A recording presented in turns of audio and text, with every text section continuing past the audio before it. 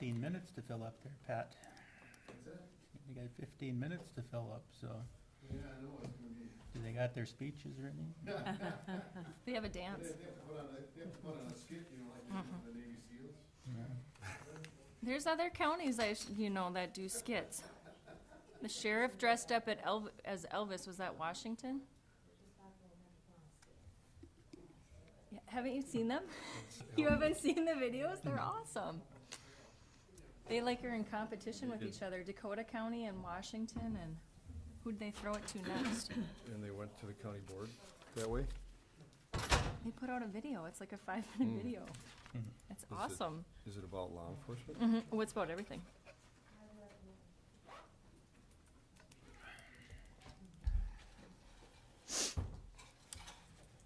We had a director of elections at the Secretary of State's office once who did a video, went back in time to the beginning of the nation, and that everybody was wearing the powdered wigs and talking about the Constitution. And,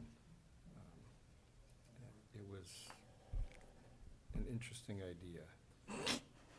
It wasn't that carried out that way.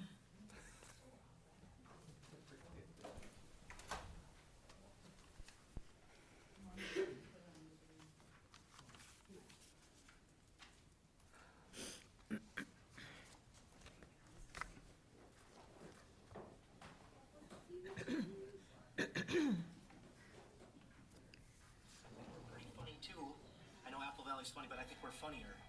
Eels, what do you got? Listen, Apple Valley's really funny, okay? I don't know how to handle this. What are we gonna do about this? I don't know. We have to do something. There you are. This Apple Valley video is causing more stir than I thought. So this is it's the sheriff department doing skits against each other. I think it's 8:30. Like 8:30 to all of you. It's a skit every You day. have 8:30? Yes, right on the Okay. button. Good morning. I will call the Cook County Board of Commissioners to order. Please rise for the pledge. Pledge allegiance to the flag of the United States of America and to the republic for which it stands, one nation, under God, indivisible, with liberty and justice for all.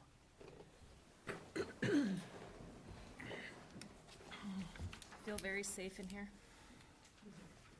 Make any adjustments to the agenda? Madam Chair, in the administrator update that I sent out yesterday, I'd like us to discuss the membership at the Budget Committee under Administrator's Update, and Attorney Hicken also asked for a few minutes to discuss data practices. We can put that at the same time. Okay. Okay. Motion to approve the agenda? I'd like to pull number 6. Oh, sorry, okay. Number 6 is, The community center playground equipment. We don't have the money yet to purchase that, so why are we approving it? I think we discussed it at that time. It didn't be at that time. okay, Diane Booth, is she coming before the board? She will be here this morning, Okay. and we can discuss action at that point, but I'd rather discuss it while she's here. Right, okay. Anything else for the consent agenda? Or to, motion to approve the agenda, sorry. So moved. Second? Second. All in favor? Aye. Aye. Before we move on to public comment, probably people will notice when they're viewing our board meeting this morning that we have a little bit different way of doing it. We have a camera just on us, and whoever comes to talk about comments, it'll be on their back. So we will not have any panning. It'll be just a different way of looking at us. So just don't adjust your don't adjust your computer. It's the way that that we are moving into now. So we will move into public comment. We have one public comment, and that'll be Arvis. Good morning, Arvis. Morning. Morning. I'm getting to feel kind of comfortable here. Okay. First, I'd like to thank you for a response on my question about committee assignments for the commissioners. I see there's about 20 committees that have been dropped from 2017 to 2018, and I hope that that's just an indicator of more concern that you will have for looking at those committees and asking yourselves, what do you really need to sit on, what really is important. 161 committees between you is an inordinate amount of committee membership, I think. And that leads into the issue of transportation. You heard from your energy people at the consent agenda, and they were saying that transportation is one of the biggest emitters of pollution. Sitting on committees, traveling, is transportation. That's the use of all those fossil fuels and things which we are trying to, as a community, curtail. And you have spoken very loudly that you wish to see these people continue, so I'm wondering what energy efforts you are making to use the technology that we have for your committee meetings, for your travel, to do those things at home. 15 years ago, when I worked for Health and Human Services, we were told we couldn't travel because the technology was available. So I'm wondering if those same things still apply today. A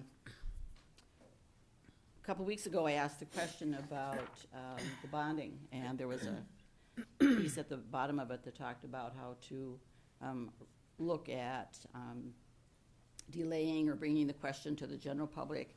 And I was surprised when I asked the question that the answer I got back out of the community, there was a lot of support, and people stopped me and called and said, I'll sign, tell me where. I didn't hear from except one person who called and said, why are you doing this? Which to me was an indicator of, is everybody just so blatantly okay with this? My asking a question and delaying a project of this magnitude? And then there was some anger in the community that I would even dare ask the question. And that starts to bother me.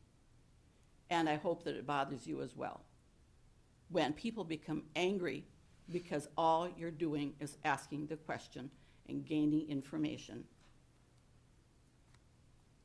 Where is our sense of freedom here? We are citizens. We are allowed to ask. We are allowed to explore. I was amazed that it would only take 175 people to change the course of action on this huge project.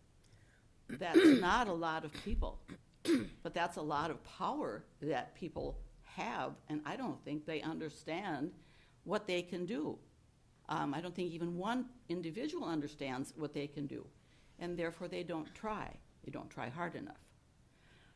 Regarding the petition, I chose not to pursue it. One of the reasons was that the cost, and I was amazed at how much more a project would cost by a delay. And we're talking, well, Mineral Center is one of the biggest projects there. That would amount to hundreds and hundreds of thousands of dollars. Nothing that you would really save by delaying the process. You would be costing a lot of money for something that has been 55 years in the wind that should have been addressed a long, long time ago. That did not make sense to me to do that. The reason I looked at that is I was challenging myself and I was challenging the public to say, these tools are out there for you. Please look at them. Ask questions. Don't just sit there and take what everybody has to give you as though you have no input, you have no, that you can't do anything. You certainly can. And I think my asking the question and the response I got was an indicator of the power that one person can have. And then you should be careful with what you do with that.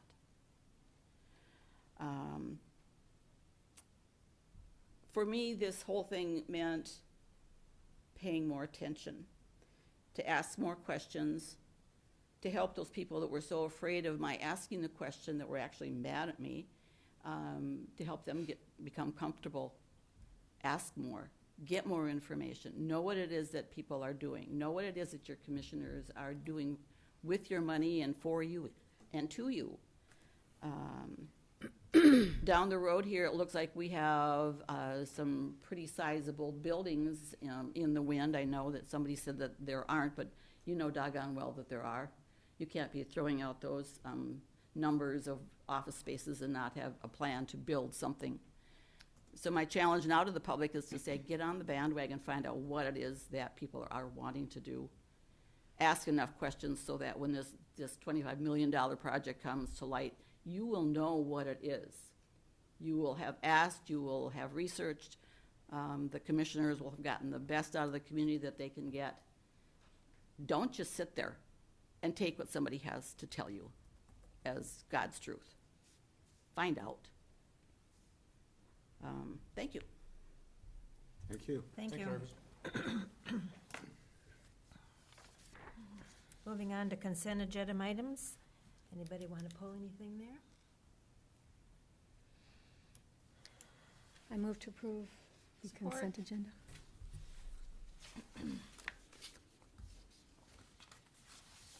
We have a motion to approve? Jan made the motion, I second. Oh, sorry. All in favor? Aye. Next item is Patty Liason. Madam Chair, we did have Valerie's ready, maybe she could go first. We're still waiting for one of our. Oh, okay. Sure. Good.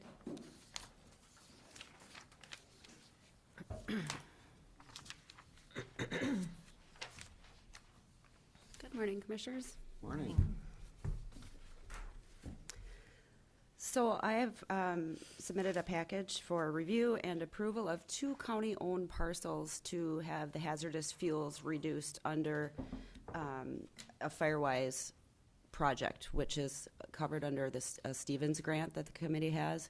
We do these projects 5 to 6 times a year to reduce wildfire risk, but we have not run into a project that includes county parcels. So within this 7.6 area project, or sorry, 7.6 acre area project, there are 2 county-owned parcels. So we're just bringing this to the board's attention that we'd be reducing the hazardous fuels, forest fire fuels on county road, on the county parcels.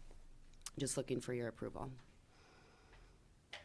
Actually, it got, We We approved already it. approved? it was on the, it went on the consent agenda, and so it already was approved. Okay, but- well, now you have a better description of it, and you can you very sleep much. better at night knowing there will be less hazardous fuels on there. Thank you. That's all I have, thank you. Thank you. Thanks.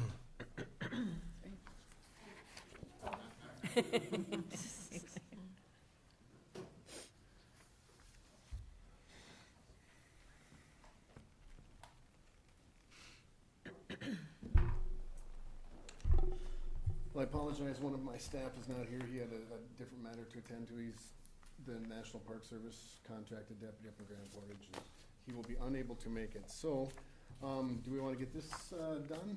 I suppose we can do that first. So, these are our newest hires. This is Angelique Holman, she is our seasonal, deputy to patrol the city of Grand Marais. Jamie Green is, full-time. He is our bailiff, not bailiff, he's our court security. He'll be working one of our grants, the Forest Service grant this summer, as well as filling in other shifts where we need him. Excuse me, Yes.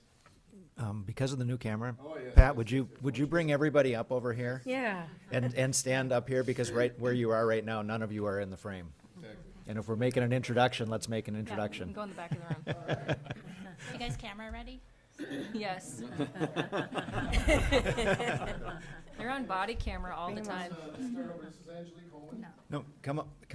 The camera's up here. The camera's right there. Look at the camera. Honestly, I would rather you introduce yourself to the public, and because we can see you.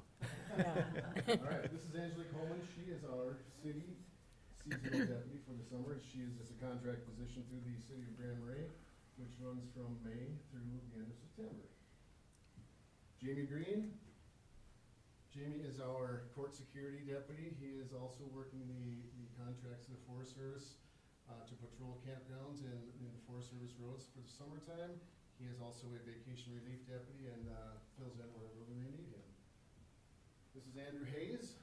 Andrew is a full-time deputy with us, and Andrew is just on basic patrol.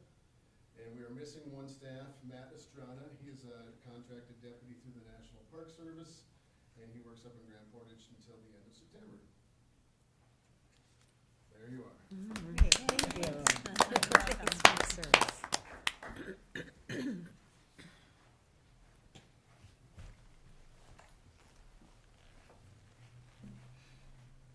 So the other matter is this jail transportation management system.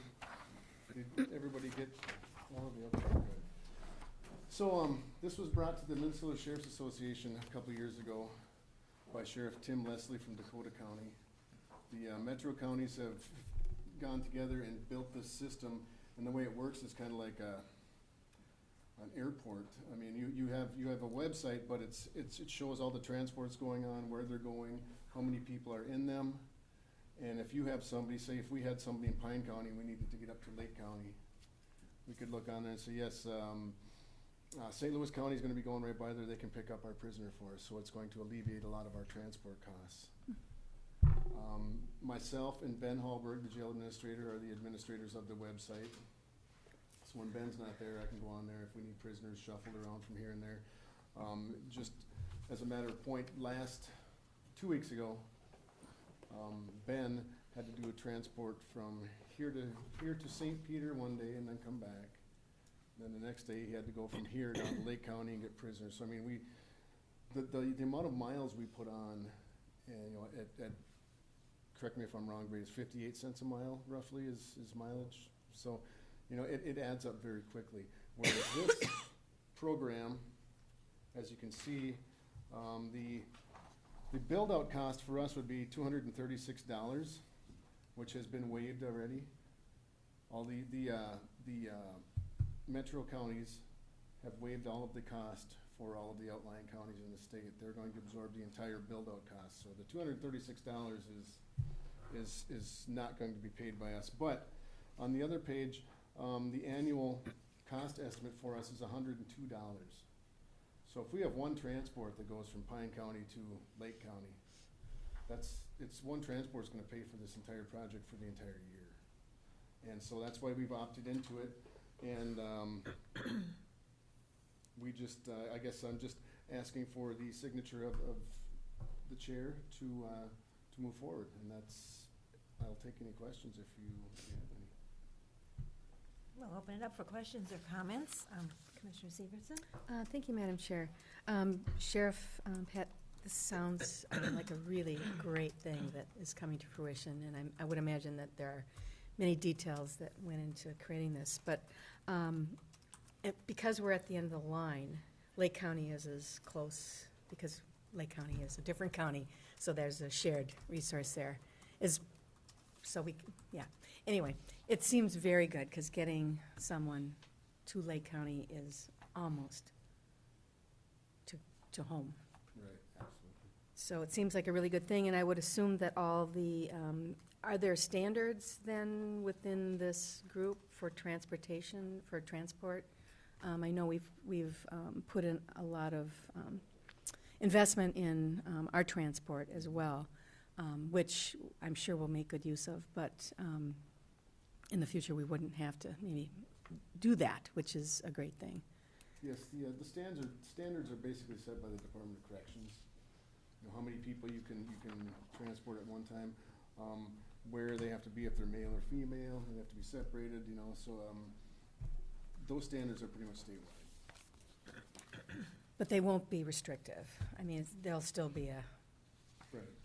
there's still a lot of opportunity within those guidelines or those Absolutely. restrictions.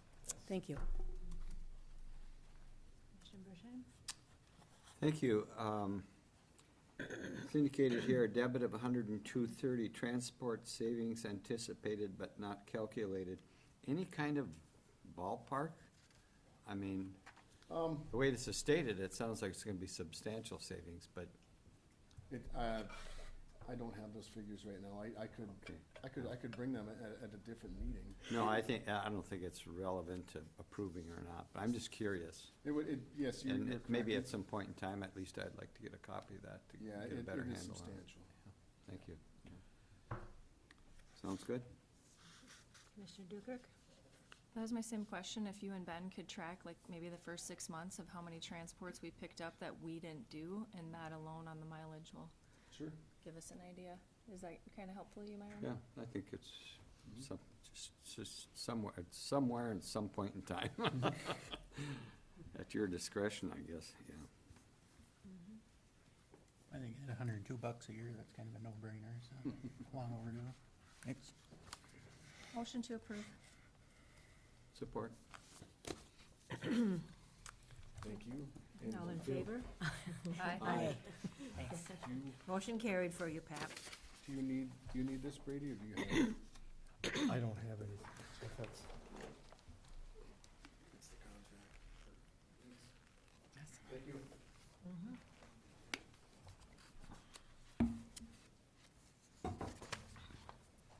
Well, it looks like, we can move into something else until our engineer gets here. Madam Stay Chair, safe. Kristen's not gonna be here this morning. Oh, okay. So, She asked if I would present it You're because going it's a to? very small yes, item. okay. So, Madam Chair and Commissioners, the request is to approve a contract with LHB for design services on County Road 15. We've been talking about this. We've known we'd need to do this. It's on the bond list, but she's also suggesting that it's eligible for municipal CASA funds. So we have a way to pay for that regardless. And this is consistent with the needs that the city has to improve the infrastructure underneath this road. So at this point in time, I believe it's for the length of road from 61 up to County Road 7. All right. Comments or questions from anyone? It'll be good to get it fixed. It's a little rough. This is just the engineering, but Yeah, right. I believe this refined engineering estimate is actually less than what the previous estimate is because we reduced the scale of what we're asking for on it, so. Yes, thank you, Madam Chair. Yeah, I think it's great too, and it makes sense to combine it with the Highway 61 project. That seems efficient and cost-effective, et cetera. So it won't be as an extensive design process as the Highway 61 process was, however. No, but part of the reason that we're recommending LHB is working on the 61 project, and they're also designing the infrastructure underneath County Road 15 for the city, so they are able to reduce their rate from a previous estimate because they're already on site doing other coordinating projects. And there'll be public meetings, we don't know how many, I think I saw that in the. There will be a public process about it, but primarily it's just the engineering work. There will be some. They will address the issue. I think you'll all remember the conversations we've had about sidewalks along that road and what that ends up looking like. And if there's a public issue to be discussed, that would be it, is what we end up designing along with that. So that would be the public portion of it. Primarily, they're just trying to create a structural road over the top of improved infrastructure. Great, thank you.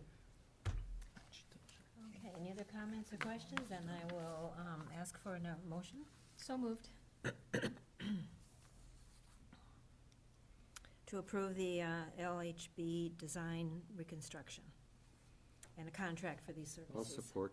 Okay. All in favor? Aye. Aye. Any further discussion?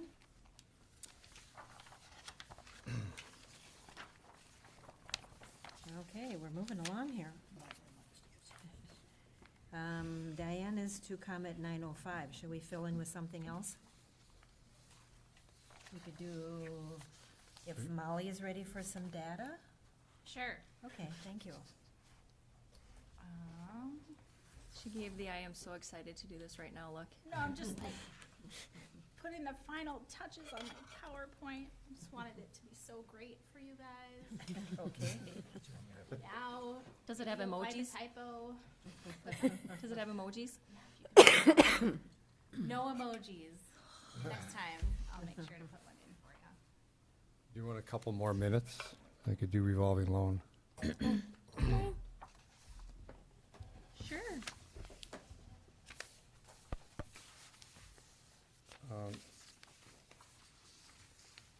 So the committee met last Monday with Gary Nesgoda and Nick Hingis. They're requesting a 20-year loan of $56,000 to Nesgoda Services LLP for purchase and improvement of a Cedar Grove Business Park lot and the purchase of a wood chipper. And the land and the equipment would be used as collateral for the loan. Of course, the loan is subject to execution of a loan agreement, security agreement, mortgage agreement, UCC filing, promissory note, and authorizing the board chair and auditor treasurer to sign all documentation. The business park lot will be used to store unique timber and create and display landscape design ideas that utilize the timber, such as pathways, outdoor steps, wood carvings. Timbers recovered from their forest management business. They've been working for the county now for several years on Firewise projects. Some of them the bigger federal projects and some of the DNR projects. The site will also display native bush and berry varieties as well as fruit and boreal forest trees. They plan to do all of the clearing and site preparation themselves, and they're learning how to do some of this as we Good speak. idea. And I think Myron was there for, I think you were there through the vote, Yes. actually, yeah, before you had to leave. So, ask for any questions or approval. Questions or comments? Thank you, Madam Chair. Are you asking me for a question or If comment? you have any. Yes.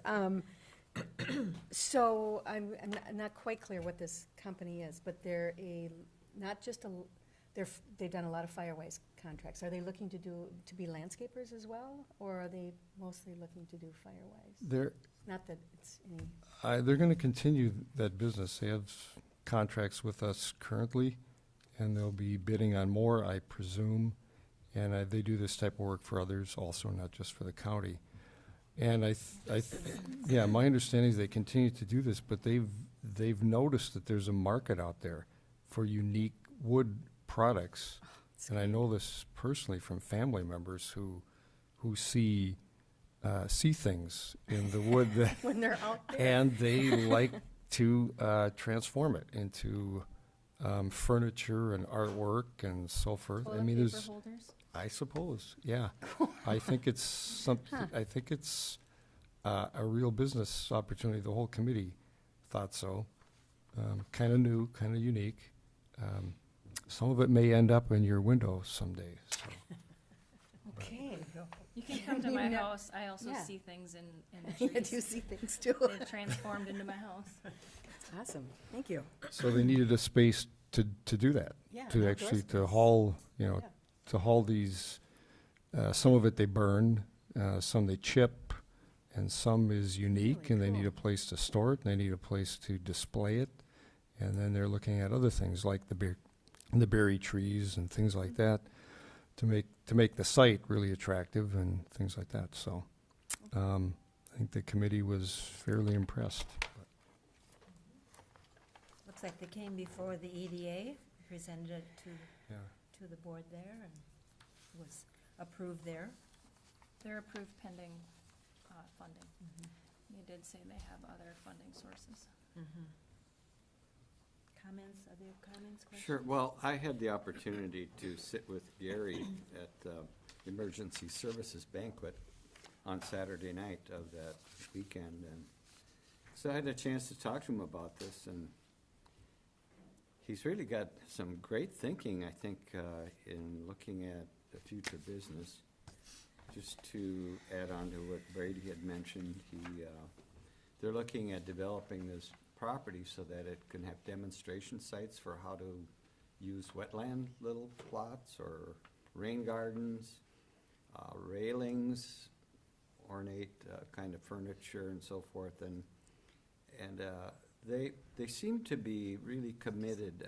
I know that their first couple of years, they were really having a hard time like others have because they backed out of contracts with Firewise or the feds and how to make it cost effective and to make a little money. And they seem to have a good track record and really sticking with it to see how it can work. And that, of course, is great benefit to us as well. And they see potential for federal contracts too. And I think they plan on hiring more people. So I really think it's a win-win for everyone. I'm sort of enthusiastic about, their plan and how they've gone about it. They've proven themselves pretty well through some difficult times. We, on our fire waste committee, we just know them for contract work, and it's some difficult locations that they go out and clear in, the rocks, the steep cliffs, the whatever, and some of the contractors have backed out. And they've been one that actually, even though they were struggling because they didn't know how to bid these difficult spaces, as no one did, but they'd be the one who would come in, Todd Armbruster would contact them, and they'd go finish it up. So the property they're looking at in the business park does have wetlands on it, and instead of mitigating it and trying to fill it in, they are gonna utilize it to show homeowners how to accent their wetlands and not impact them in a negative way and affect their neighbors. That's as the plan indicated, yeah. Yep. Yeah. That's what they're doing, so. So this 56,000, that's to purchase the lot and the wood chipper? Yeah, they will. And then it says the land and equipment are the collaterals, so the county's kind of putting up their own That's collateral. what we usually do. Yeah. That's how it usually works. Usually we're a part of it. You buy a truck, your truck's the collateral. Usually the bank takes the, let's say, the best 75%, and we get the last 25%. In this case, we're first on it, so. Okay, sounds like a very interesting project. Motion to approve. Okay, I'll second that. any further discussion? All in favor? Aye. Okay on that, now. Molly, are you with us for a little bit, for a little while? I can, sure, I can do the training, Madam Chair.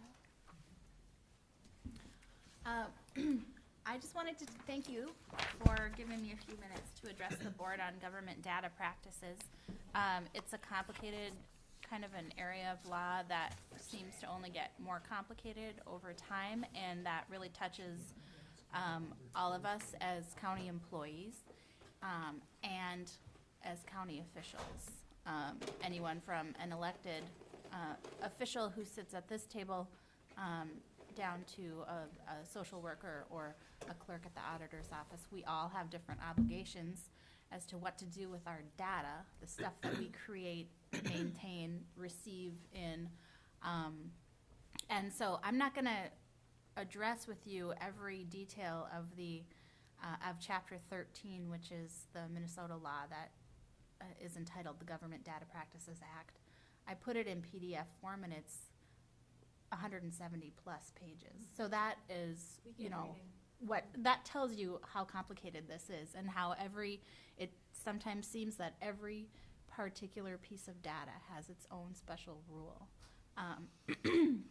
But I just have some main kind of rules to pass along to you, and I'm here for your questions. Speaking of which, Commissioner Dukirk. So is that why all the requests go to you, because it's 170 pages and everything has its own rule? All of the requests do come to me, but they also go to Melissa Rexroad at the sheriff's office. And that's not exactly true. The electronic form that we have on our website where you can request public data comes to me, and it goes to Melissa Rexroad. The reason it goes to her is because a lot of those data requests have to do with sheriff's data.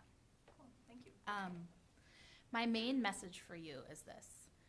Data held by government entities, including public officials like yourselves, there is a presumption that it is public, okay?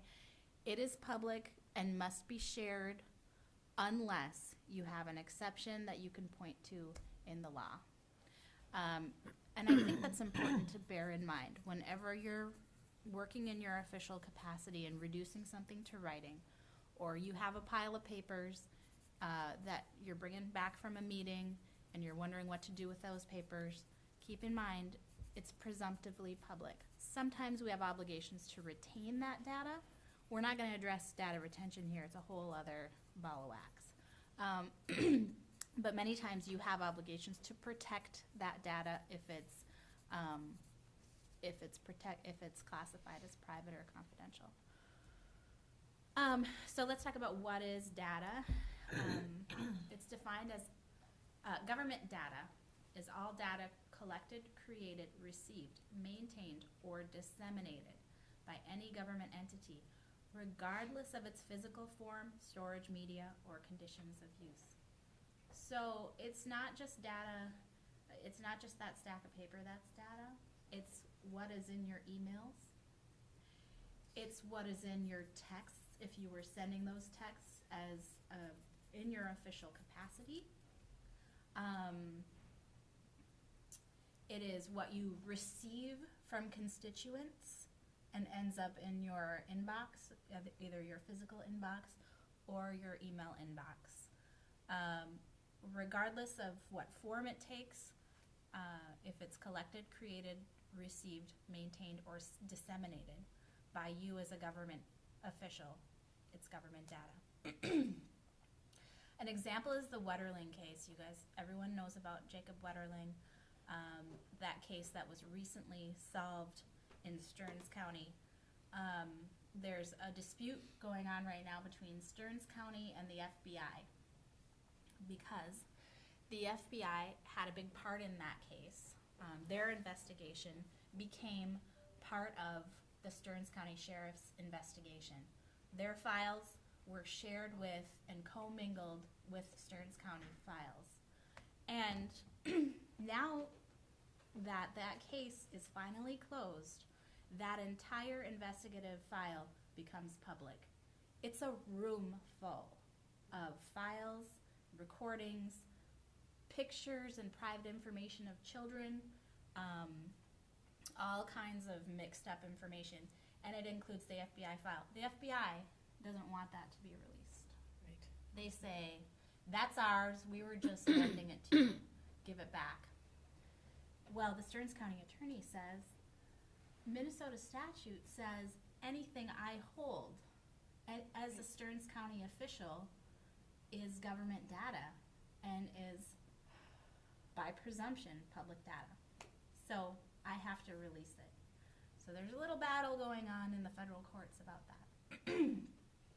And just as a note, just as an aside, Minnesota is one of the top 2 or 3 states as far as open public data. Our laws about what should be public are some of the most liberal in the country.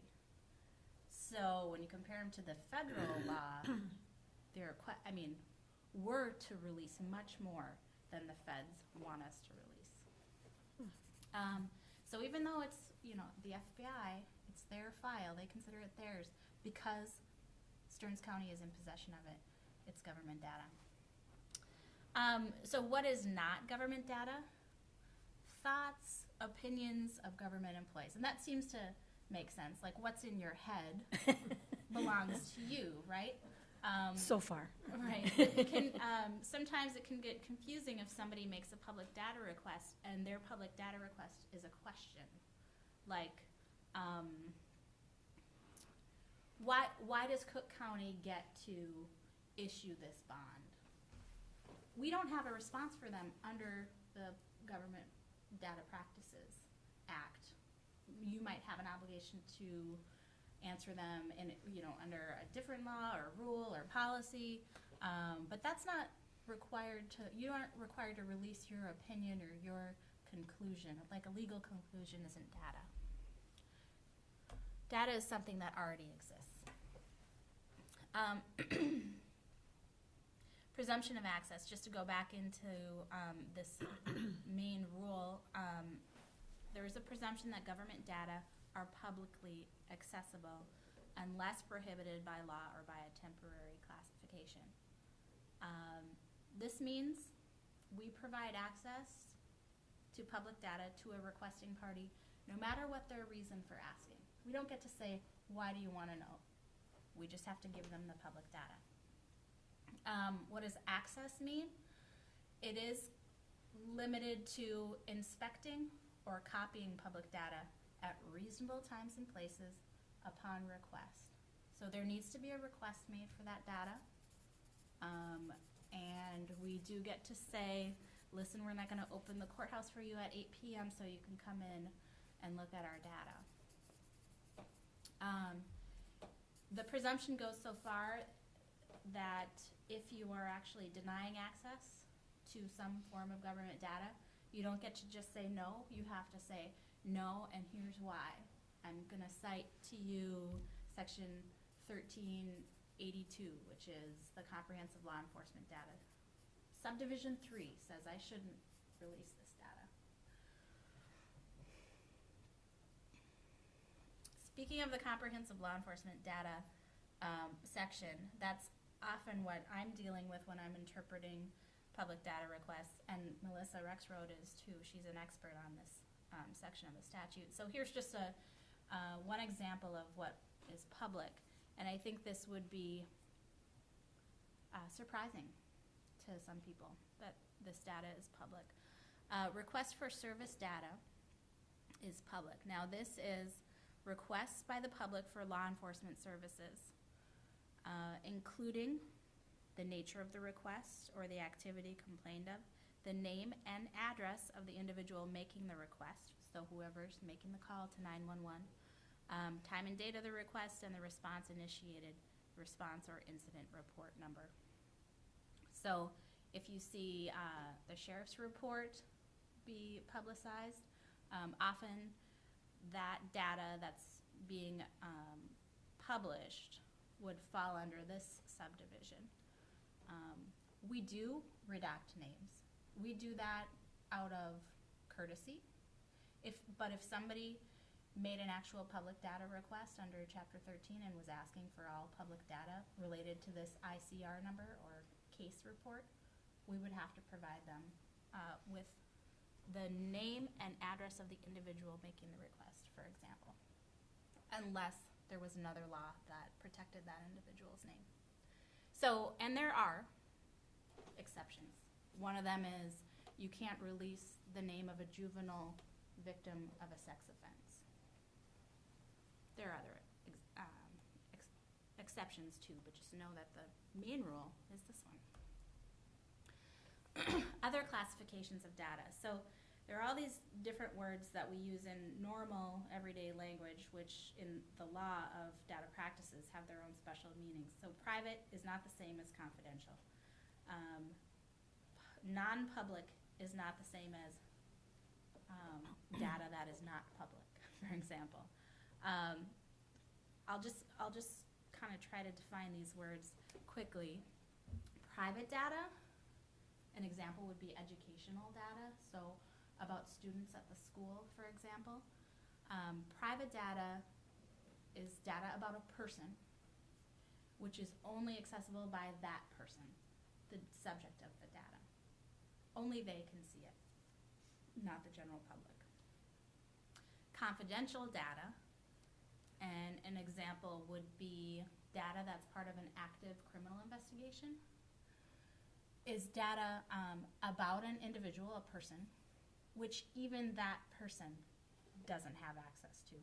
It's confidential, and that makes sense if you think about it. If somebody is the subject of a criminal investigation, they're a suspect. Should they get to see how law enforcement is investigating them while that investigation is still active? The law says that we are allowed to withhold that. Data not on individuals. So this is data about a corporation, even about a government. Non-public data and protected non-public data are specific to data not on individuals. And it basically follows in line with the private and confidential. Non-public data, the corporation can see it, but not the general public. Protected non-public data, not even that corporation can see it.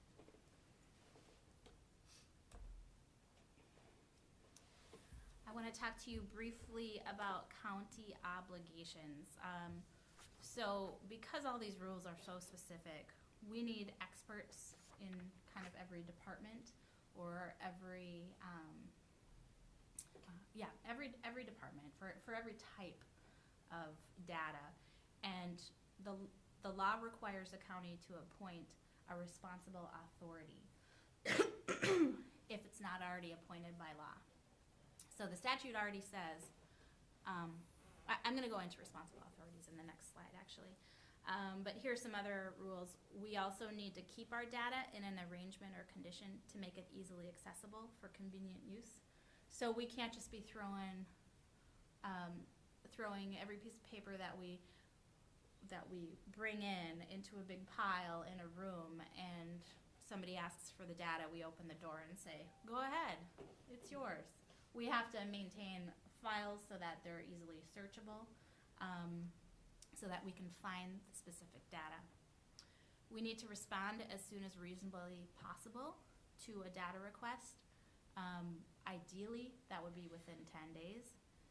Some data requests are so broad, or the data that's being requested is so old, or it's buried among a lot of other data, that it's gonna take us longer than 10 days. If it is, we've got a responsibility to get back to that person and say, for these reasons, our response is gonna be delayed, but it'll be ready about this time. Give us a couple weeks, for example. We also need to maintain policies and procedures to provide access to public data, so that those requests for public data don't get lost and they don't get ignored, so that we're responding. Responsible authorities that are appointed either by statute or by the county are the people, essentially, who are responsible for maintaining those procedures that make the data accessible, so that we ensure that those data requests aren't lost.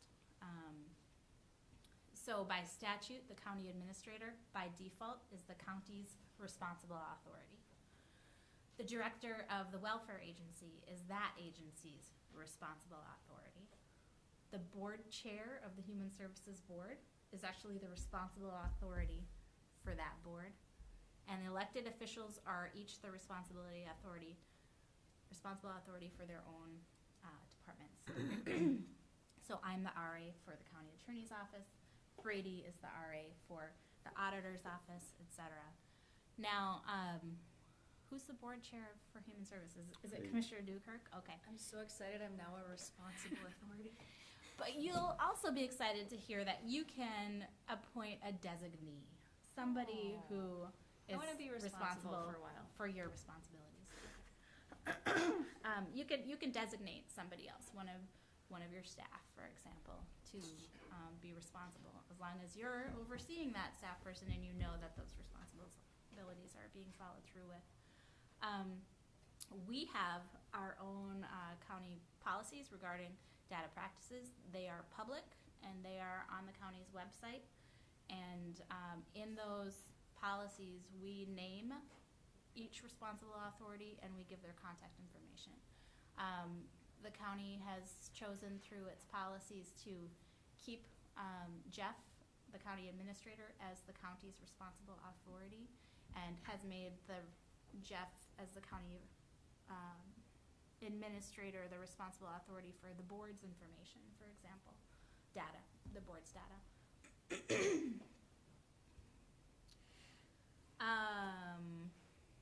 I just want to talk a little bit about resources and, well, this is an awesome law, and transparency in government is very important. It's also important to acknowledge the resources that we put into responding to these requests, because a lot of the data that is requested is commingled between public data and non-public data.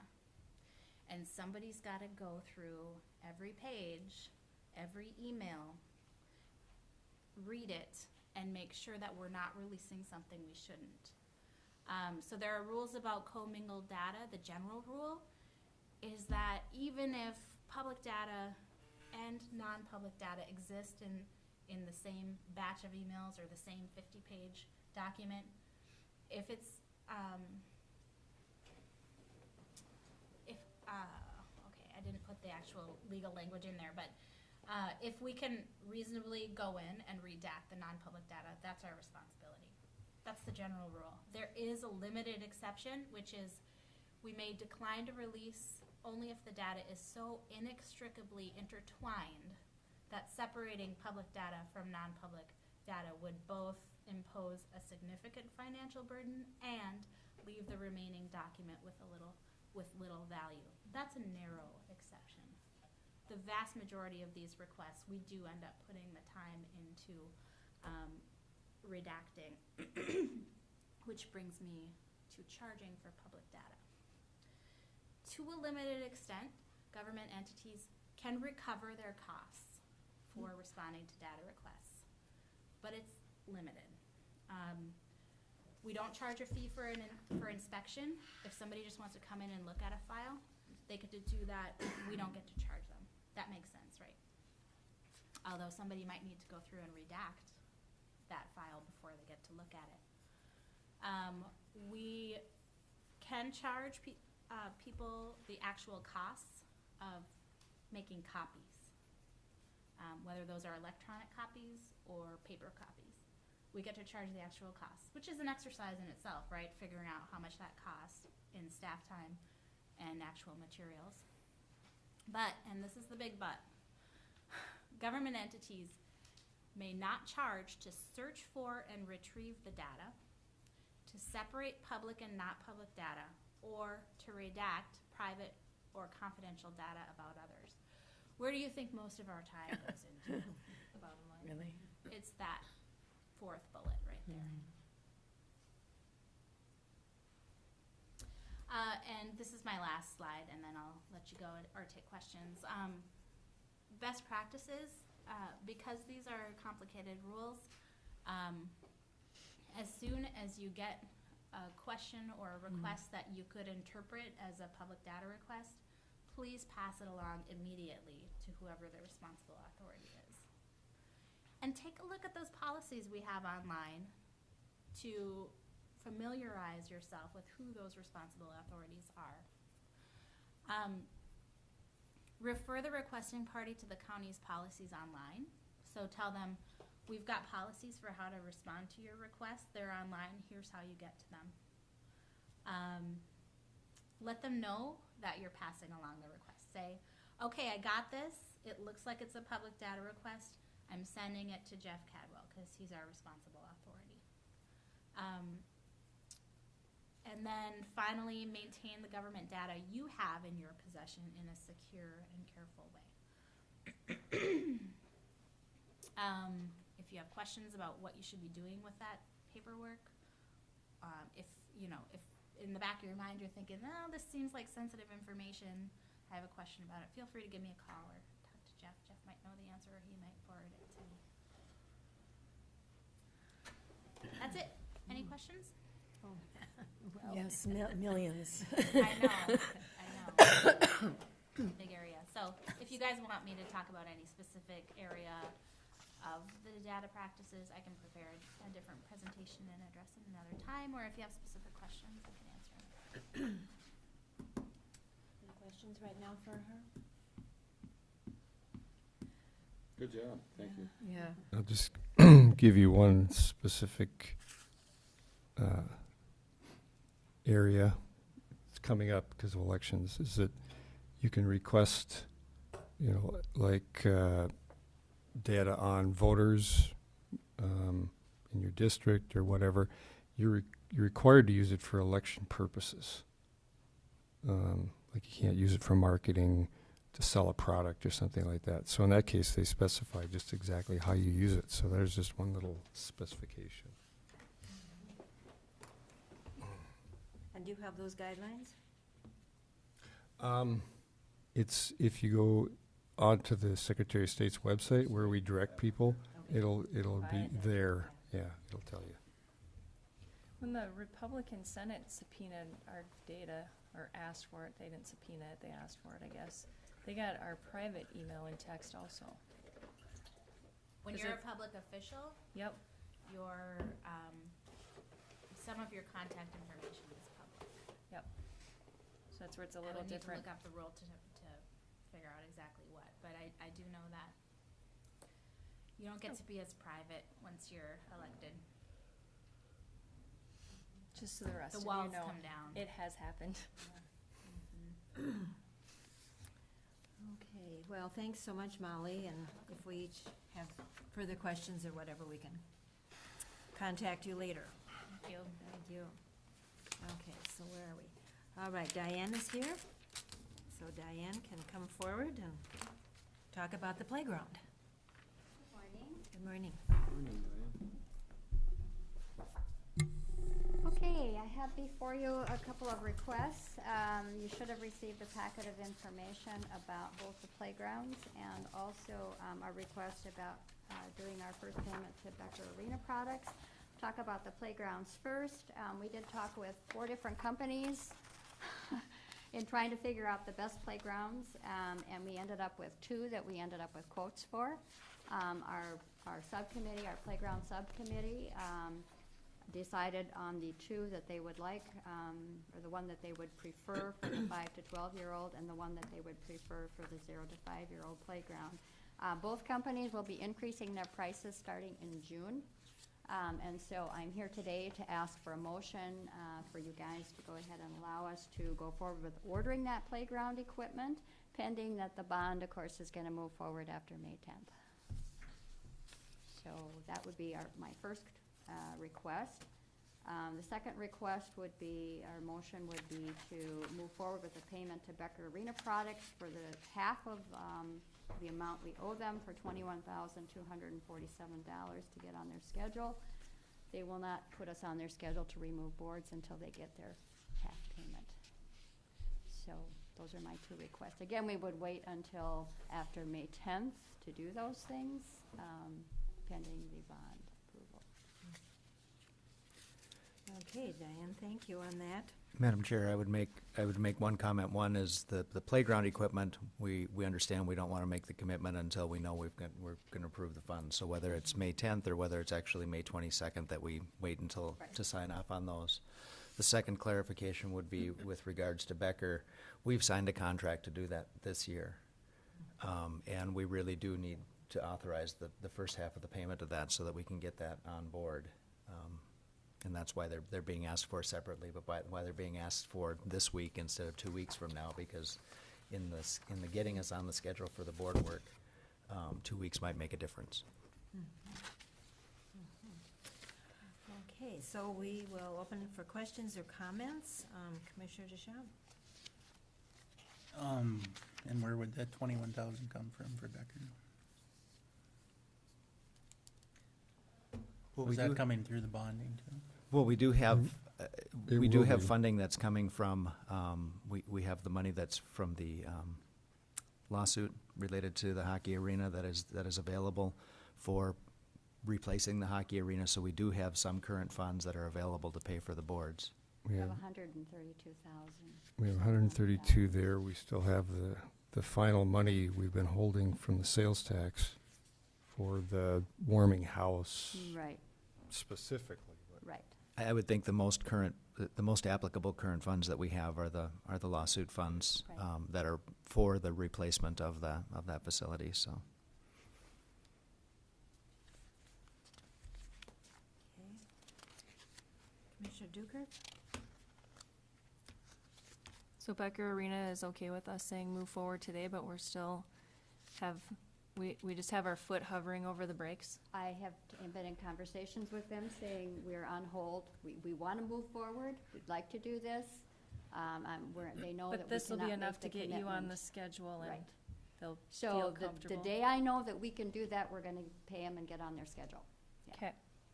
That's why I'm coming now rather than later. Have they worked with government before? Yes. They're, Primarily, I'm sure. I'm sure we're not their favorite client. Oh, Governments, yeah, I'm finding that a lot of. I'm lot sure of you're it's their favorite. Probably not. I'm done, Myron. Appears to be a good cost-effective move, pending, but we have sufficient funds to cover it anyway, so I think it's a good way to go.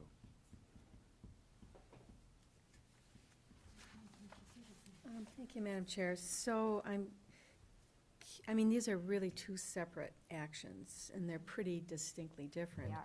Yeah. So, I mean, I would prefer to just really separate them in my mind. And so if we go to the $21,247 for the removing of the boards, that could not have to wait, correct? That we could go forward with that one? The paying Regardless. of the deposit on that puts us on their schedule, and yes, that could mean they might be here in 10 days, they might be here in 3 weeks, they might be here in July, but we don't even get to talk to them about their schedule until we make that commitment. Right. So, So waiting makes it more complicated. waiting makes everything more complicated, especially if we get into the demo and repair the ice rink. That is the first thing that we absolutely have to do before we do anything else within any of the projects, because we have to get the boards out of the way and they have to be refaced. Right. So we could move to approve that one today, not pending We bonding. could.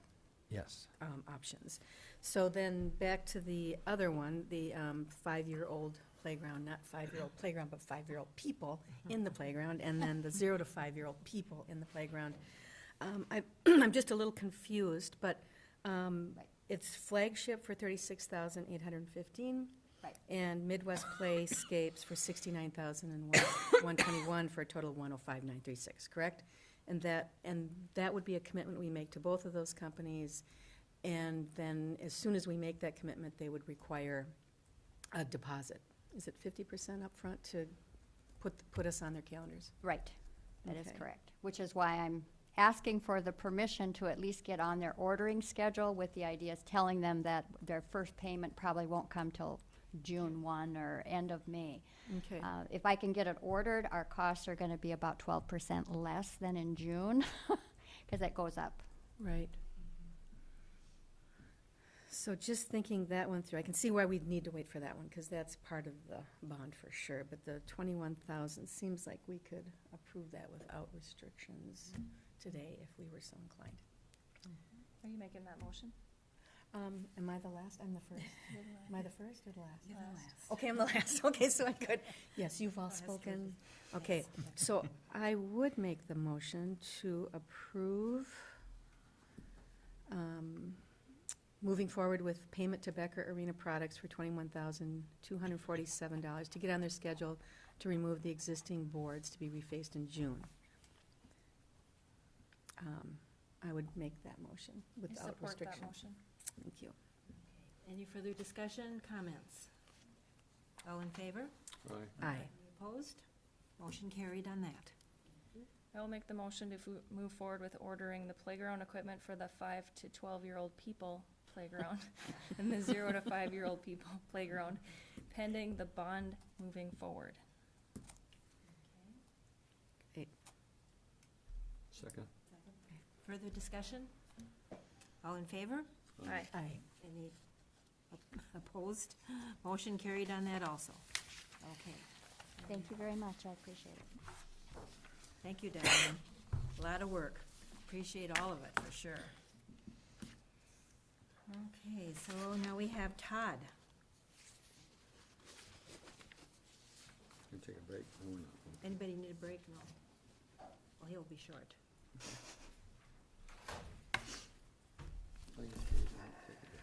Good morning, Commissioners. Good morning. You have before you a large group of abatements.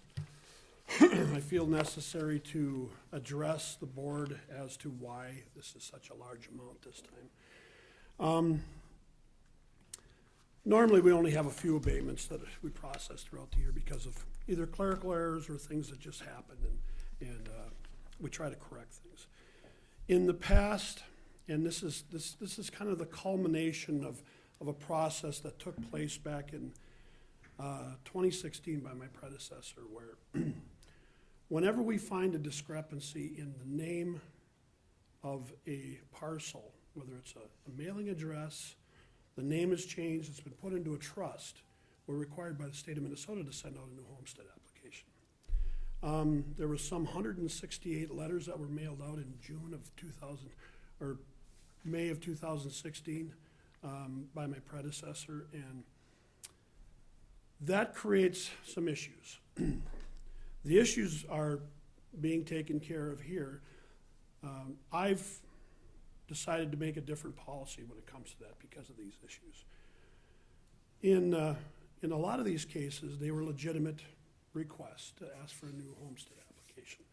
And in all cases, based on state statute, we were supposed to do that. What this did was create a lot of confusion on the part of maybe some elderly owners of properties, and even not so elderly owners.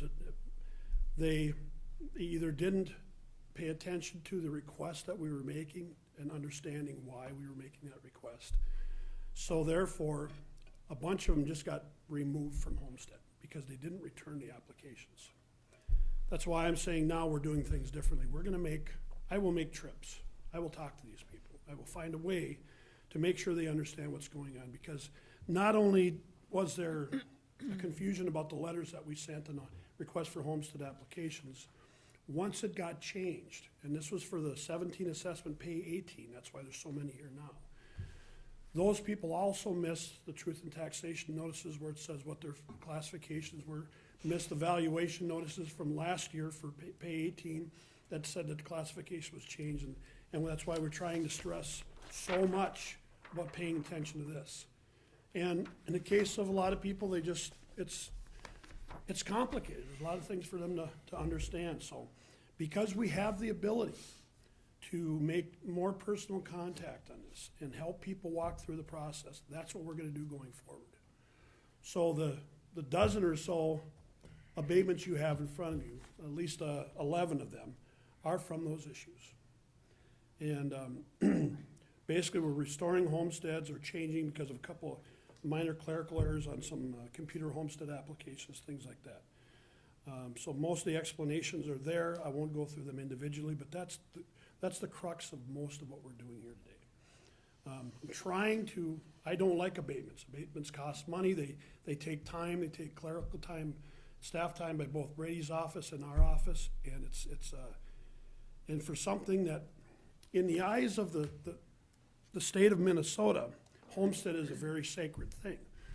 And any one of these people could probably take us to court over removing their homestead app, and we would probably lose because they lean very heavily towards homesteaded properties. So rather than going through that process, we're going to do it preemptively. We're going to do homestead checks when we're out and about. We'll have field cards with us, and we'll stop in, we'll leave a note, we'll do whatever we have to do to make homestead checks, talk to people, find out what's happening with their homesteads. So that's how we're going to do it going forward. But right now, I'm correcting some issues that are in place. So please, questions if you have them, go ahead and ask. Well, thank you, Todd. It's a lot of work, but like you say, you want to be fair about the whole situation and address it, and from now on, address it as you go out. So that's great that you will be doing that. So, Commissioner Severson? Thank you, Madam Chair. So just to clarify into my brain, so in other words, in the past, if those letters were sent and they didn't hear back from people, they changed their valuation from, or not valuation, sorry. Sorry, I used that word, classification from homestead to non-homestead? Right. If they didn't hear back from people? Right. When we mail the applications out requesting a new application because there was some change in the documentation that we had. And this also falls into the fact that the state is very protective of the homestead. We make sure they have to be under the same name. So if it goes into a trust, if somebody puts their property into a trust, and now the name of that homestead is under trust, they must fill out a new application. Got it. That's where a lot of this was. Okay. When Betty looked at this thing, there was just a raft of them. There was, like I said, Rachel sent out 168 letters in one fell swoop, and most of the people applied, or they were legitimately no longer homestead, but there was a lot of people that just plain ignored it. And yes, we're not responsible for everybody's actions, but if we have an alternate way of doing this, we're going to do it that way. It's not like we have thousands upon thousands of parcels to deal with. We have enough to deal with our staff that we can handle this on an individual basis. I just feel that that's a better way to go to keep this from happening again in the future. Great. Thank you for your attention to this. Thanks. Commissioner Bershine? Thank you, Madam Chair. Well, I'd like to commend you for best practices in government from my point of view, or I know from my experience, to try to prevent problems when you can, and apply your resources there rather than after the fact, which just makes a lot of people upset. And so, great example of good government. Thank you. Can you touch base with Lee Matheson's office? Because they do all of this succession planning and transferring of property and changes where people might not realize when they set up that trust that they could change their classification. That's, I think there are some directives out there by the state of Minnesota when it comes to those things, but not everybody necessarily follows through with the requirements. And it has also to do with closing companies, title companies, things like that. They have, especially when filing a CRV and how they're filled out when they come to our office, encouraging people to go in and file for your homestead and make sure that, and so there are some rules in place, but this may be something we have to handle on a larger basis with all the interested parties, all the parties that touch this type of thing. Well, we have an aging population, so there's a lot of Right. people that transfer not into a trust, but to a child. Right. To protect them if they go into a nursing home, and they don't realize they lose their classification if their child's already has a home and is homesteaded, because you can only have one. Right, and I think that's an example of what's happened here, is that being put into a trust thing, it changes things a little bit, but they're still living there. So I think doing it on a one-on-one basis is gonna be more effective in the end. And then the camera's up behind your head. Could you hold that yellow paper up for them? Because I have shown it to a few people and went, oh, I didn't look at that. Yes. There, thank you. Look at that. And I think we've had enough conversations with people to try and, not everybody obviously, but to try and make them understand how this process works. It's not easy, it's a complicated process, but we have the ability to help. So, That paper's not in there just to make your property tax statement look better.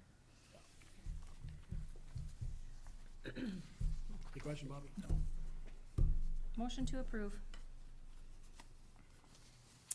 I'll second it. Okay. Any further discussion?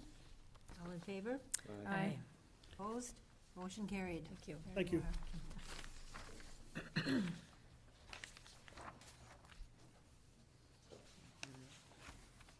Anybody need a break? Okay. Otherwise, we'll move into Brady talking about the tax abatement bond issuance. Yeah, this is just information, but because you may pay attention to the numbers, and if you have, you realize that the tax abatement bonds, they're listed as a maximum issuance of 1,600,000, and when it comes up on May 22nd, it's now going to say $1,630,000. This is a slightly higher than that resolution you approved on April 10th. It's allowed under statute for 7556, a 2% increase in the par amount due to higher interest rates, and you can do this without changing the authorizing resolution. So we don't need a new resolution, but just in case you or anybody in the public notices that. This one was so tight as to the maximum, and they need all of it. So this ensures, given what the bids may or may not be, that this will fit. So we're taking the maximum that's allowed by law. We're not making that change with the other bonds because we're well under that maximum, which was 9.875, and we're well under that. There's no need to try and invoke this. But in this one, it's tight, so we need to do that. So, and you'll just notice it.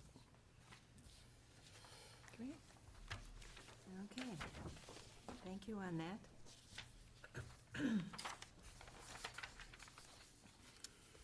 So Jeff, do you have some updates?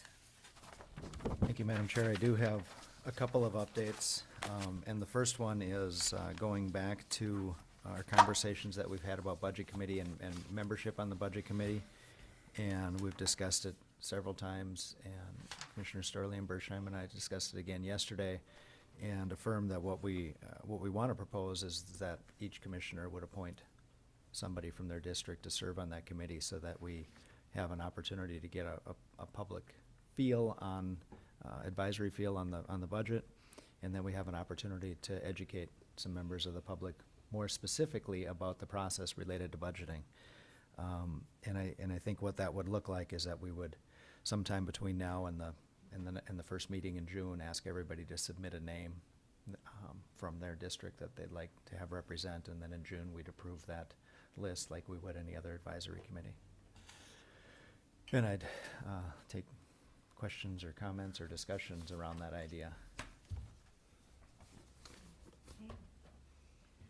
I have, not that I have more than the rest of you, but I have quite a few intelligent people in my district, but none that I'm gonna throw under the bus and name them for this committee. So if you're watching and you wanna be on the budget committee, you need to contact me, cause I'm not gonna contact you.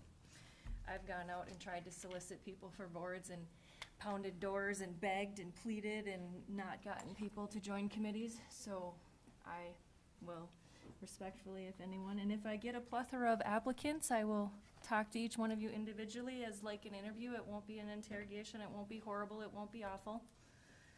And I'll pick one of you. So I hope I get a lot of emails or phone calls.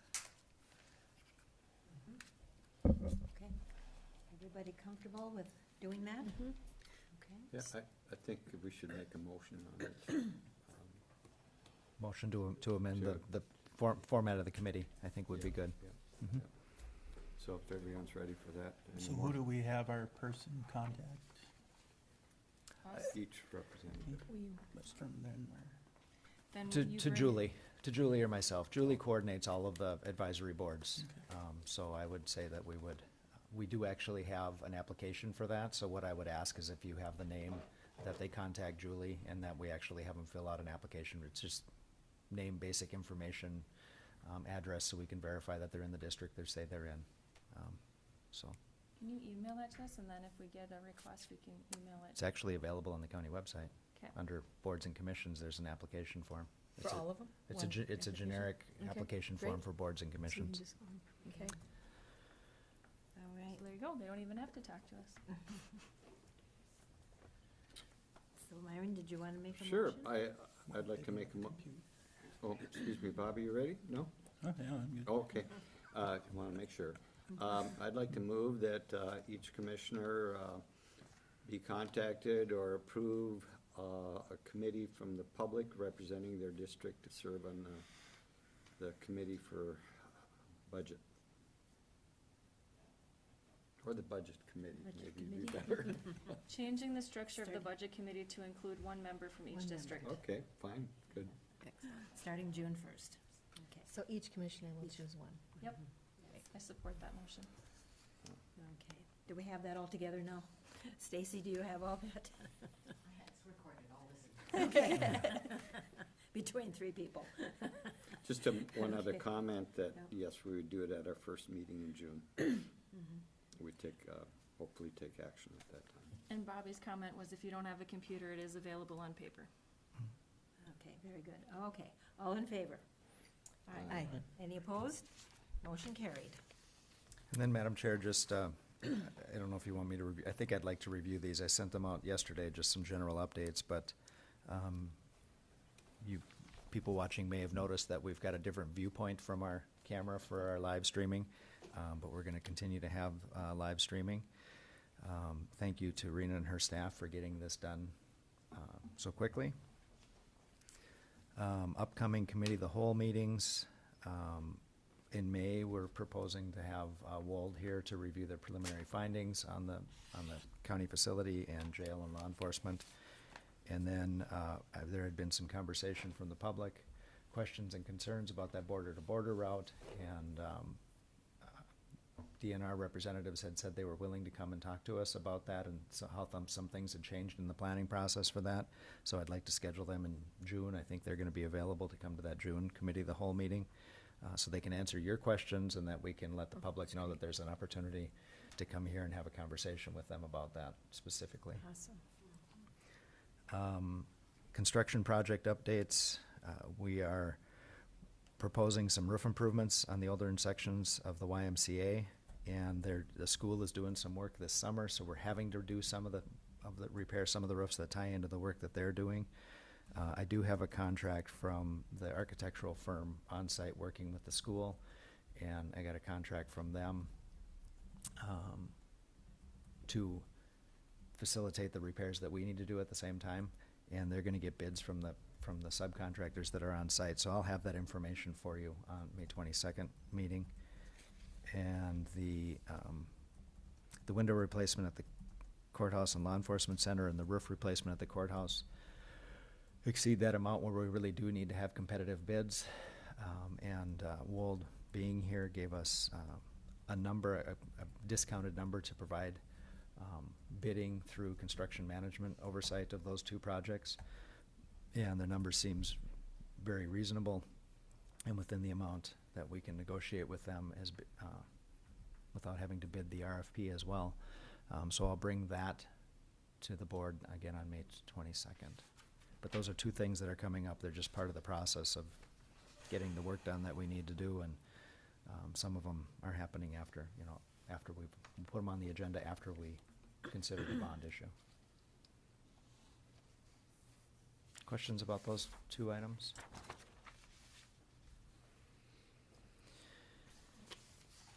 And then the last item, and I know that the board has many more questions about this than we necessarily have answers, and so I'm putting it out there. Lutsen Mountains had asked the board for a letter or a resolution in support of their application for a conditional use permit. And what I wanted to do was provide some draft language as to what that would look like and what exactly it would be that the board would be writing a letter in support of. And I know that there's a question. I know Commissioner DeShaw is concerned about 1854 treaty, and I'm pretty sure that the Forest Service wouldn't be permitted to offer a conditional use permit that would be in violation of the 1854 treaty. I don't have that direct answer, and it is a concern and consideration, but I wanted to know if we had any feedback on the draft language here. I just boiled it down to two very basic points. A, that the board acknowledges the importance of Lutsen to the winter recreation and the recreational economy of Cook County, and two, that we would ask the Forest Service to process their application with due diligence and begin the environmental review process that's necessary. Because when we had our conversation several weeks ago, we gotten into the weeds about a whole bunch of other stuff that really were inconsistent with what the request was. This is consistent with what the request is of Lutsen for the board, and or whether or not the board should be making a recommendation along those lines. So I throw it out there for conversation or consideration. If it's consistent, if this seems like something we would do, then I would finalize a draft working with Charles Skinner and Jim Boyd, and actually bring a letter to the board on May 22nd. Backcountry skiing approached the Soil and Water meeting last Thursday, just so you're all aware. They have also submitted application for that same parcel of land, so just to consider if we're doing a letter to promote business, just be careful that we're not picking one business and not another. I don't know if they're coming to this board to ask for a letter also. And they have been working with Lutsen Resort in accessing that, because obviously to get to that area, they have to use Lutsen's, not Resort, Lutsen Mountain, to use their gondolas. Sorry, Scott, didn't mix up your companies there, but they did ask for some sort of resolution or document from Soil and Water, and Soil and Water has not offered those to either organizations. I did speak with the new ranger in the Tofty district, and she would be willing to come to the committee of the whole and talk about the Forest Service process. So we can work her in too at our next meeting briefly, and she'd like to meet us also. She's been there a few months, but she has a busy schedule, as we all do. So if that works out for her and us, we could do that too. And that would be May 15th, Madam Chair? Okay. Well, I'd like to bring someone in from Grand Portage that can educate the board and educate the county on the 1854 treaty and what it means, what it's all about, what it means to the native people. You know, the 1854 treaty is a big area. It includes Grand Portage, Fond du Lac, and Bois Forte. You know, this is land that has been taken from my people, and now they just wanna give it away. You know, you gotta, you know, I'd like to have John come in and educate the board on the 1854 treaty, the Nelson Act, and whatnot, and what actually happened here, so. Madam Chair, Attorney Hicken, would that be appropriate as a follow-up to the 101 sovereignty class that we had last year? I think it's a great idea. I support it. I've talked to Bobby and I've told him, in being here in 5 years, I think the last time before we had our local one, we had a larger with the Association of Minnesota training that was about 4 hours long, and I told him that a lot of it I didn't retain. It was a ton of information going back to the beginning and breaking it down. It was a great information, but if it's not something you live with on a daily basis, sometimes you lose sight of it, and so out of respect, I support that, and I apologize if I've ever infringed on you without knowing.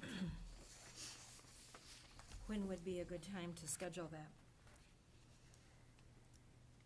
Before the board or at committee of the whole, or? I would defer to Attorney Hicken to see if they could follow up with the same kind of process that we had with the 101 sovereignty class. And I don't know if that would be, if that, for the point of having this question, I think we would have to have the question related with the U.S. Forest Service, because they're not talking about transferring the ownership of the property. They're talking about a permit for an interim use of the property. And if you, I think it would take quite a while to spin up a training class for the appropriate and responsible parties so that we would know about 1854 rights. But you would be inviting someone to give us the scope and background of that. But I don't think it should be just educating the county board, it should be educating the people in the county. You know, how many people in this county are aware of the 1854 treaty? You know, So you're asking for a public Yeah. meeting? like a committee of the whole meeting. Okay. Well, are we tied into Wold specifically to come in May? Could they come? Yes, I think Madam Chair. when May We would have- be too soon. We anyway, would, because we would not it's be able to six, spin Okay. those recommendations up, and yes, we need to stay on track with the Wold contract. Okay, then June, can that be moved? Border to border, could that be moved? And we have this presentation? They don't have to be,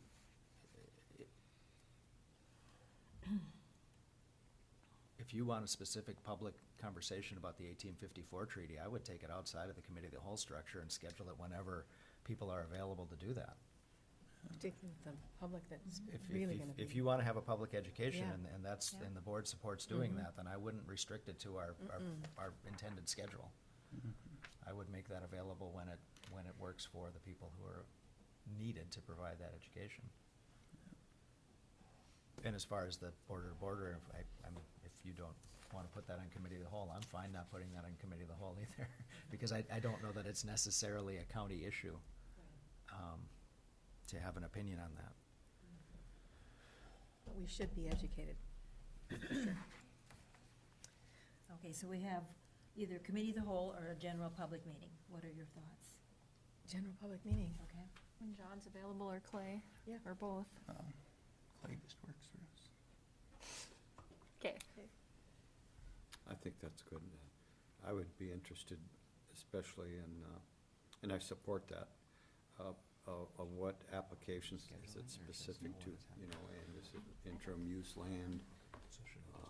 Can we develop a housing area in county property, or does that affect treaty rights? So it has some implications for, you know, a lot of things. So, you know, if you could ask John and those to say, you know, what are applicable, acceptable areas that county can get involved with that would not violate their understanding of the treaty rights. Well, the county and the Forest Service. Well, I think, yeah, they would have to do their own, but I think Mhm. especially for any county action or. So Bobby, do you want to set that up? Yeah, I'll Would you? I'll touch base with John when he gets back, he's been out, so. So you'd be looking at maybe the first part of June? I would not put a guess on Up when. to- the It's Yeah, up to schedule- them. we're not gonna nail Yeah, the date I would- right them. now. Okay. What I would suggest, Commissioner, is that we just make sure that we work scheduling through Julie and administration at RTC so that we get it scheduled and we know who's gonna be there, and then we get the proper space and the notices out, so. Julie and I can work to support that once we determine Okay. time and space. Okay, there's your work, Bobby. Anything, yes? So, Commissioner. thank you, Madam Chair. So back to the letter, or the letter of support, the wording of the letter of support. It sounds good. But I didn't look at the email yesterday, I'm sorry. So, I'll look at it. But I don't, when I hear things like supporting the recreational economy of Cook County, recreational economy can tend to have like a lightweight kind of. So if we could back that up with maybe some percentages of the economy that the recreational economy really represents, I think that would kind of be helpful. That's all I would recommend, because the recreational economy in Cook County is huge. It's not it's not a few people on bikes. And I would also say that in the whole idea of supporting Lutsen in this project, I think most of us are in support, not, again, it's a use, it's not, it's advocating for a use, not necessarily not advocating for other uses. So the treaty rights need to be considered in a high level, and the backcountry skiing could be enhanced by this kind of thing. So I try not to get us into that either-or kind of thinking about this. This is really a comprehensive use plan that hopefully would not deter from other uses. I think that's what's been proposed. Yeah, the backcountry's not asking for the same amount of land for use. They're asking for a little strip. And they are in discussion with Lutsen, but I don't know if there's an agreement between the two. I got the one side. But with this, we have an economic impact that's enormous. And that's, I think, that's why I really want to have that thing quantified in the letter of support. Because we do all depend on that economic. So I would ask a clarifying question. Do you Yeah. want to see this draft before we have that training? I don't. I'm good with that. Okay. Yeah, thanks. So I can put that on a different pile. Yeah, to almost be done. Yeah, thank you. Bring it up later. Yeah. But I would take specific comments or questions anybody has on the language anytime. Great, thanks. Anything else, Jeff? That's it. So, just a clarification that we will take, you will have this ready for board reaction at our next meeting? No. It's gonna just be on That's the shelf. question I just asked, was do you want me to present this before we have that training? And I think I heard no. Oh, okay, I'm sorry, I didn't quite hear that, okay, thank you. It'll be louder next time. And so we have commissioner concerns, reports, meetings. Okay. Yeah, just one thing, Jeff had brought up the county board meeting recording live stream. Would you want action taken on the proposed change in taping or live streaming? Thank you, Commissioner. So the question is related to, we've had conversations one-on-one with several commissioners about whether or not we're going to be recording committee of the whole or work sessions. And by far and large, the research that I've done with AMC and individual counties is that work sessions are not recorded for much of the same reason that Molly was talking about data practices. The stuff that's in our head isn't data. And work sessions are the opportunity for us to clarify the stuff in our head and develop policy that we're going to bring forward through a process whereby we are creating policy and we are creating data. And we had work sessions before we had the committee of the whole. The committee of the whole was just to identify and schedule a regular monthly work session whereby we could talk about and develop policies. We can think of examples of things that we've discussed at the committee of the whole that are just informational in nature. We can think of things at the committee of the whole that are policies that have been brought forward that have been dropped because there's not support to carry them forward. And the primary reason for formalizing the committee of the whole was the request of several commissioners to say, when do we get to talk about things without having to decide them? And under the same idea, having cameras on while we're having conversations about things that may never come to pass seems to put the same level of pressure on as discussing it at a board meeting.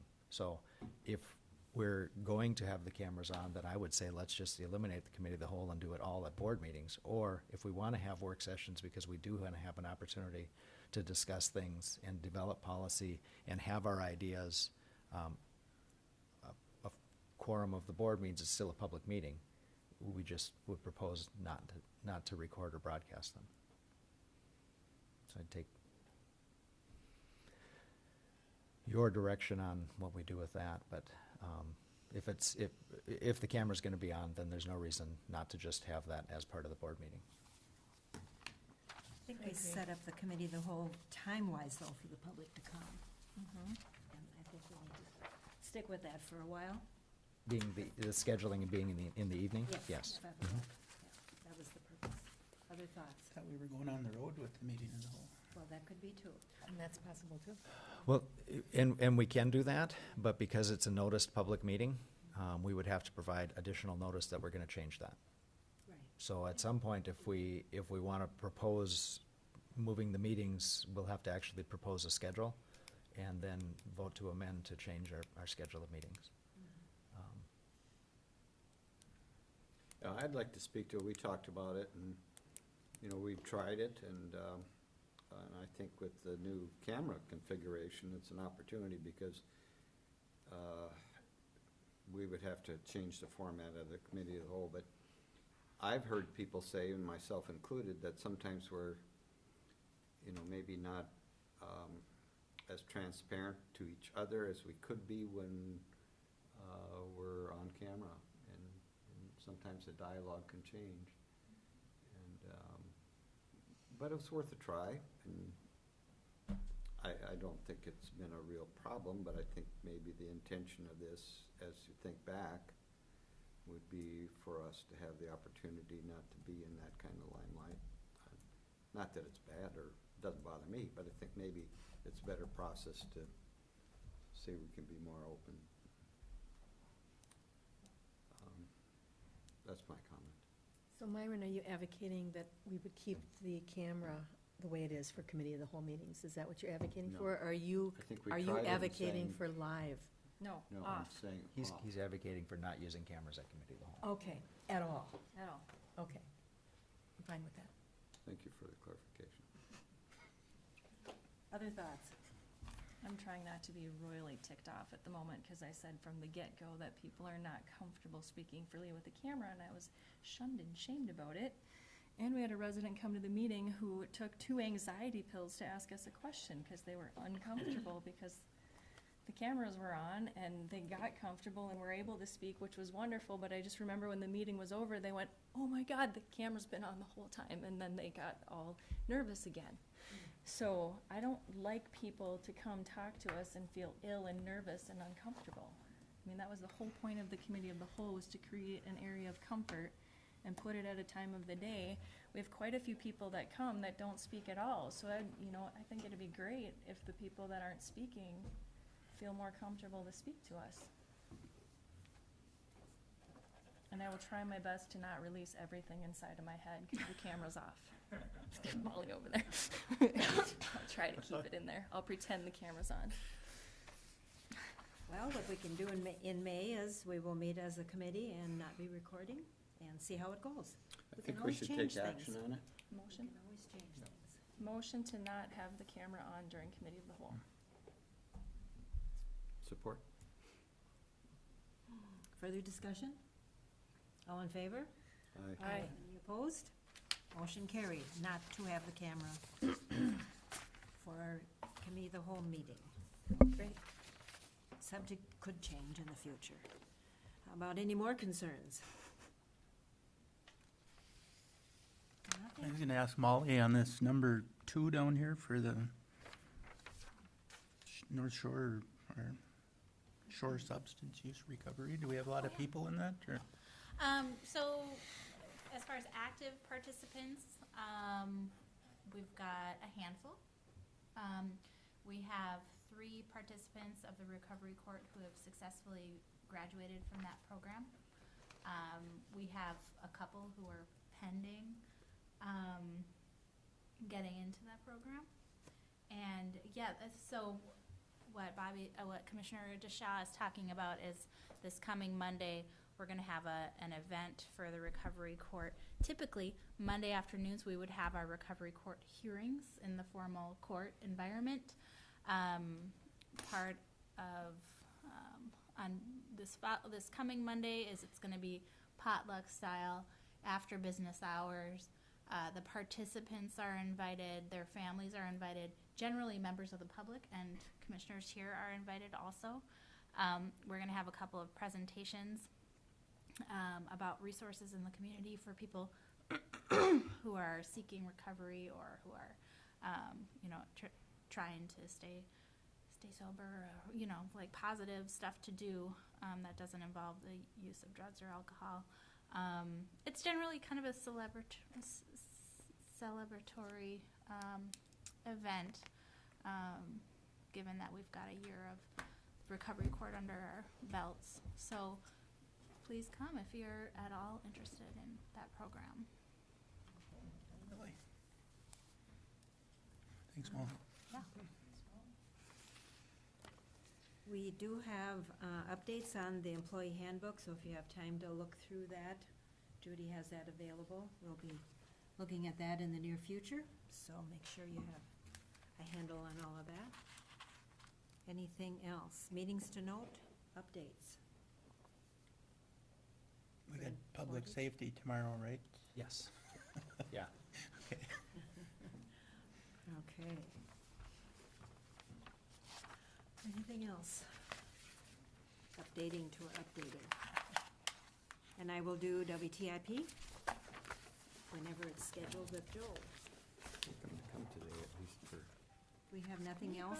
There's, Employee anniversaries, don't you have Sarah like Hamilton. 30? Thank you, Molly.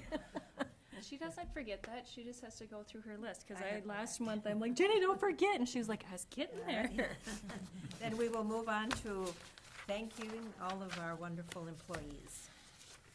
But see, now we pushed you ahead without reminding that there may be a quorum of commissioners at the AMC spring meeting on May 31st. And there may be a quorum of us here for the recovery party celebration. All right, so listen up. This is a big list with some big numbers in it. So we have Will Sandstrom. He is 17 years at law enforcement. Jacqueline Myers, 6 years as our custodian. Kyle Oberg, lucky number 13 in our IS department. Chris Fenstead, 2 years at the Recycle Center. Sarah Hadley, 4 years in public health. Jason Hughes, 3 years law enforcement center. Elena Berg, 7 years soil and water. Greg Thompson, 32 years at the highway department. Thank you very much. Troy Ohm, 3 years in maintenance. Todd Smith, 3 years in our assessor's office. We've got another huge highway department, Rusty Johnson, 22 years. And then we've got Darcy and Leaf Lundy, 20 years at our law enforcement center. Roland Baird, hope I didn't mess up your name, 1 year helping us out with the maintenance at YMCA. I'm guessing since I haven't had complaints in the last year, that's going very well. We have Paul Spry, 16 years at our law enforcement center, and then another lucky number 13, Sean Swearingen at our highway department. Thank you all for everything you do for the people of Cook County. Yes, thank you, thank you.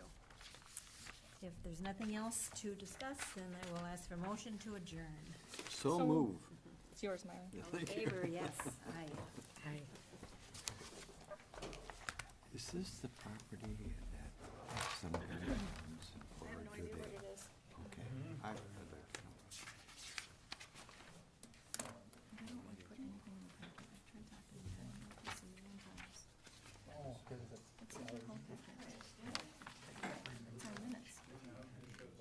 Because we had something else.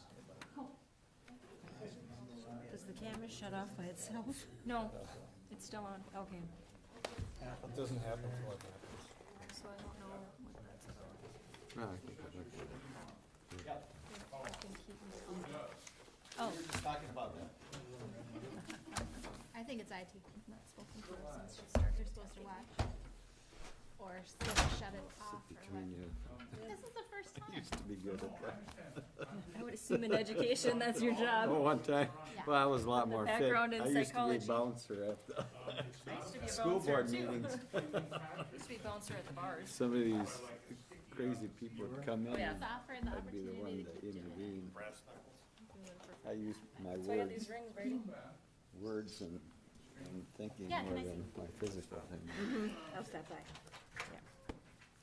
And I'll bring all this too. Nice colors. Thanks. You see my shoes, my ruby red slippers?